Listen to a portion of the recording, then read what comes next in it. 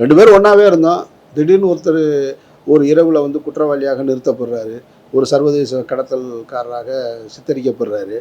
அதற்கான ஆதாரங்கள் இருக்கிறதாக சொல்லப்படுகிறது. அப்படி இருக்கும் பொழுது, அது உண்மையாக இருக்கும் பட்சத்தில் என்னை நீங்க சந்தேகப்படுறது தப்பு இல்லையே! அது ஒண்ணும் தப்பு கிடையாது. ஒருவேளை 10 ஆண்டுகளா இருந்திருக்காரு, இவரும் இத சேர்ந்து தொழில செஞ்சிருக்காரா? அப்படின்ற கேட்கிற சந்தேகப்படுவதில தப்பு இல்ல. என்னை விசாரணைக்கு உட்படுத்துவதில தப்பு இல்ல. தீர்ப்புகளை எழுதாதீங்கன்னு நான் திரும்ப திரும்ப சொல்லிக்கிட்டே இருக்கேன். நீங்களே ஊடகவியலாளர் பூரா காவல்துறை அதிகாரியா மாறிடுறீங்க. ஊடகவியலாளர் பூரா நீதிபதியா மாறிடுறீங்க. அப்புறம் எதுக்கு இங்க அதிகாரிகள்? எதுக்கு நீதிமன்றம்?